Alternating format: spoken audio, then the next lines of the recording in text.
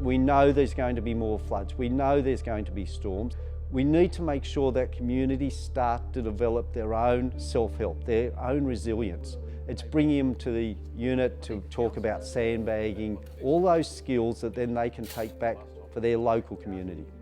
The CAP team is the Community Action Team, and it's born out of your neighbours all being in the same boat at the same time when it comes to flooding, and they're all sharing their stories of how they coped and things that they've done to mitigate floods. I've got to know a lot more of my neighbours, and I've also got to understand the local environment, the local conditions. Don't think as though you've got to be an expert in this area, but try to learn as much as you can off your neighbours in the street who have been there a long time, because they've got the experience. I've learnt areas that are vulnerable, streets that are affected quickly.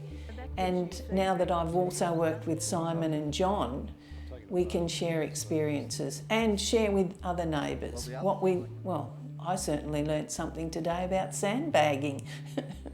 Preparation for emergencies is everybody's responsibility, and it is down to the individual making those small steps and small changes to plan for emergencies, and also communities to come together.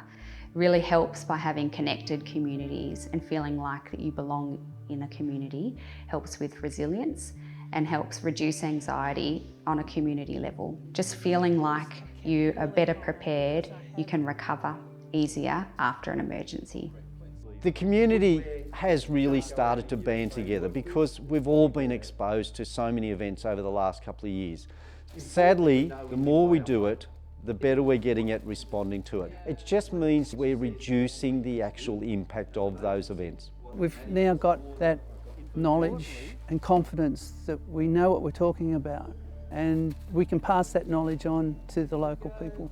What we call a bush telegraph approach. These events are going to happen whether it's a bushfire, whether it's a flood, and if you've got your plan about what to get out, moving the cars out, moving the family out, you're less likely to panic. It's about being able to control what you can control.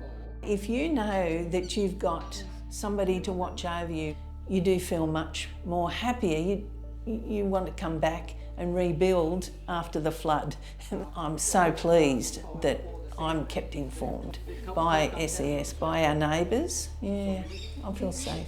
The work that the SES have done to actually have some barbecues and draw in people and have some sandbagging workshops, it pays a lot of dividends. Next time there's a barbecue or workshop, we'll be promoting it alongside the SES. So it won't just be the SES doing all the hard work. We are volunteers. We're volunteered to get out and support our community, but it's really nice that we know that we're not doing it alone. It brings people together, and I have made good friendships. And at my age, it's not easy to make friends, but when you've got a common interest, it does help. So I think it's about being really tight in a crisis or in a natural disaster, where we all look out for each other. And if we can do that, then as a unit, as a local area community, we'll be a lot stronger. If you just reach out to your neighbours as the first part of getting ready, it will help you be far more prepared just by having that connection with people around you.